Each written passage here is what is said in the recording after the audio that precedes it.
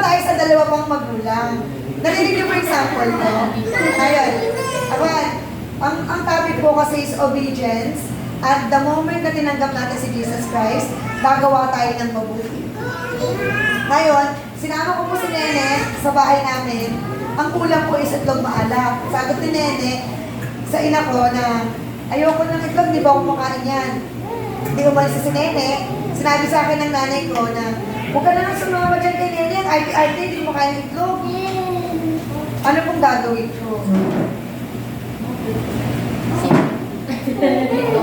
Hindi, bali kayo po yung kaibigan na Nene. Ako yung may ina. Nasabi ng ina ko, huwag na ako sumama kay Nene o huwag ko na siyang kaibiganin.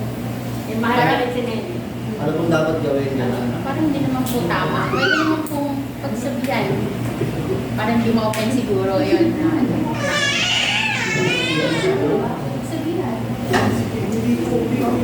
Nag-isip sila. Kasi halimbawa, kaya ayaw ni Nene kumain ng malatin kasi ayaw siya pag kumain siya. No? Allergy siya! Ah! Kita lang din!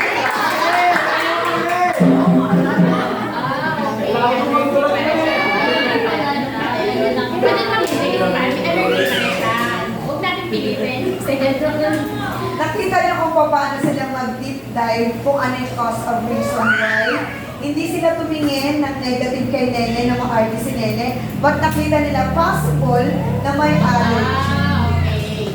Ganon ang pag-deep. Nakita niyo, hindi nila tinignan si Nene na masamang erecto, but tinignan nila yung ibang reason why.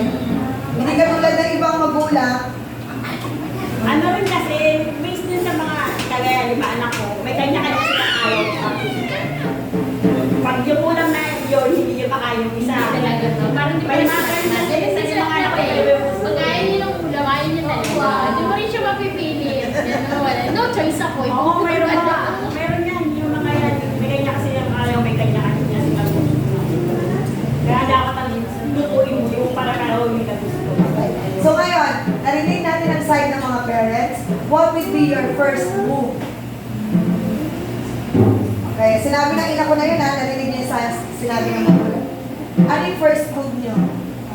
When, first move, yung sinabi ni Kuya dito. Ano yung first move? Pray. And then, lapit ka na muna kay Nene, then ask. Then explain. So, hindi ka na, nag-isip sila na, anong gagawin mo? Naiintindihan niyo gagawin ha? Pero halimbawa, bad influence si Ayen, yung mabait na bata, bad influence si Ayen sa akin. Ayaw din ako palapitin ng magulang ko kay Ayen kasi bad influence. Ano pa kasi bad influence? Example, umiinom, very good. Nagbibisyo, ano pa? Nagmumura, very good. Ano pa? Nagsisinungaling, very good. Alay na yung asawa nila. Ano pa? Mga bad influence. Nagbibail po. Ano pa? Hindi mo pasok sa school. Hindi mo mapasok. Nagkakawani. Ano pa? O, palasagot sa magulang. Nagsusugal. Yes. Mga natamad. Okay. Anong gagawin ko? Okay. Pero sasama pa ba ako sa bad influence? Ay, ikaw pala yun. Ikaw pala yun. Sasama pa ba ako sa'yo?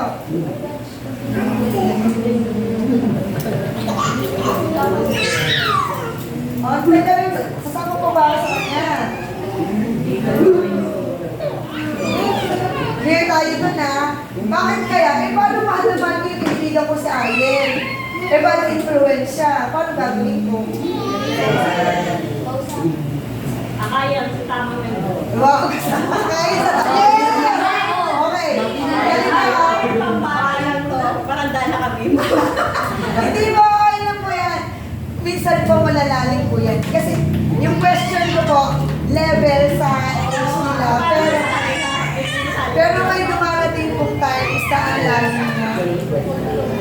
Okay, ganito tayo ha. Si Aya ay bad influence. Kung ako, kaibigan ko siya, as of the moment, hindi pa firm sa stand ko about sa vision, layo ako. Pero, dumating ang time, dahil mahal ko si Ayo, this time, ilayo ko na. Rather na, ngayon na medyo weak pa ako, sumama ako sa mga tendency, sumama na ako sa kanya. Okay? Now, dating tayo sa rule natin bilang mga habang worshippers. Ano yung first requirement natin bago tayo mag-boyfriend?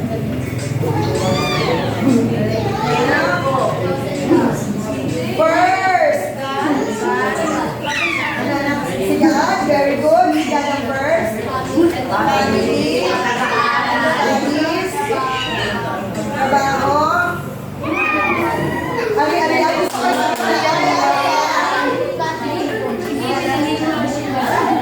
country or God. Hindi pang sarili yun, ha? Remember, kung gusto mo mag-abroad or magbakasyon sa abroad, hindi para sa iyo, para kanino yan. Yun ang mama, papa. Very good. Next. Tapos na yung ako, Demi, nalaman na eh. Bakit? Kung bakari-arian? Magpaalam kay Pastor, yes. Tapos? Uwi na daw po. Hindi po. Magpapaligaw or magpapaligaw. Clear tayo doon, Lawrence, ha? Hindi pa pa noon ang pag-boyfriend. Eh, paano ngayon? Question.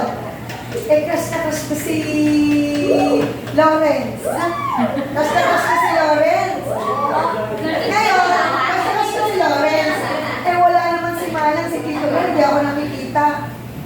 Ikaw mo nga si Lawrence. Ay, mali. Mali. Ano ba babae pala ko, no? Si Lawrence. Magpakit kaya kay Lawrence. Magpakit kaya kay Lawrence. Eh, crush din pala ako ni Lawrence.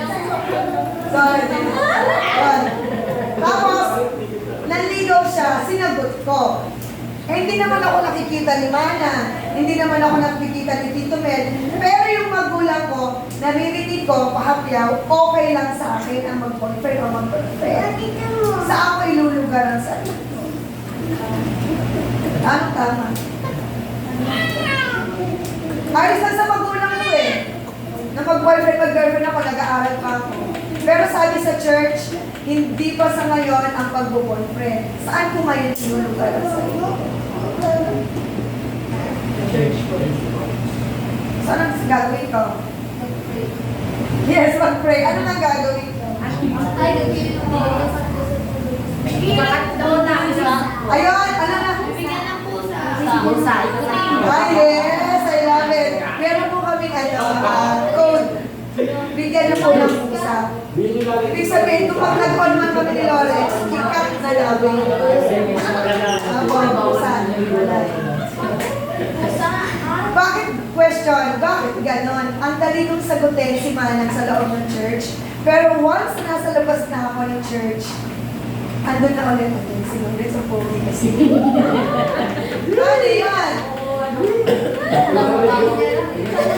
Ano yan?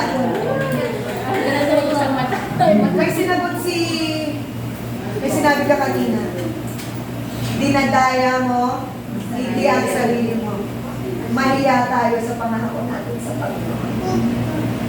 Yung binitawan natin dito, hindi para to kay Manang, kay Pastor, kay Tito, kay kanino man. Ang pangako natin, commitment, ay hindi para sa sarili natin, kundi kanino. At si Lord 24/7 may CCTV yan. Kahit nasa loob ka na ng restaurant, ka-date mo yung cash mo, kita ka. Kahit usapan na ninyo is, kami ni guys, secret lang to. Hindi natin ipapaalam kay Mana. Paano na yun? Yeah. Yes. Yung pangaral po sa atin ng mga nakakataas po sa atin, hindi po natin sinasabuhay, natin sinasabuhay. Pasok po sa kapitagten, alagas natin po. So, anong klaseng mananampalataya po tayo? Nagpapanggap lang po tayo, hindi po natawag po. Ang Kristiyano po, yung ganun po kasi po. Ang Kristiyano po, hindi follow Jesus po, follow yung commandments, yung utos ng Diyos, sinusunod po sa Diyos. Alright. Ito pa yung mabigat Minsan ang mga kabataan, naligaw siya o nagpaligaw. Wala namang masama dun Wala namang po kami masamang ginagawa. Yun ang normaling binabato sa mga yun. Yun yung mga diniisip tayo ng kaaway once na nagsalita tayo. Wala naman po kami ginagawang masama. Pero hindi natin nakikita na yun na yung susi para mas lalo kang pumasok sa isang bagay na hindi mo na matatakasan. Kasi nandun ka na sa loob ng kasalanan. At the moment na, kunyari, magkasabay kayo maglakad, hindi nga kayo mag-boyfriend, hindi mo kami mag-boyfriend magkaibigan na kami. Sabay kami maglakad together. Ang usapan natin, anong usapan natin?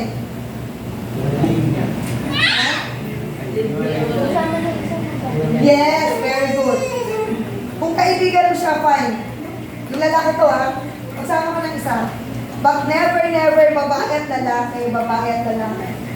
So, pwede kayong dalawang babae, pwede kayong dalawang lalaki. Pero never kayo magkasama. Babae at lalaki. Na wala po kami ginagawang masama. Yes, but hindi nyo madidisid kayo Magugulat kayo in the long run. Mag-e-MU kayo, magliligawan kayo. Then, papasok na kayo sa isang kasalanan na. In the long run, papasok kayo sa loob ng kwarto. Tapos na po. Malinaw po tayo Hindi ko kayo nakikita. Hindi ko kayo nakikita yung pastor dito. Kung hindi ko na mapigilan na sarili ko, crush na crush ko si Lawrence Ulat. Oo, pogi kasi. Basta.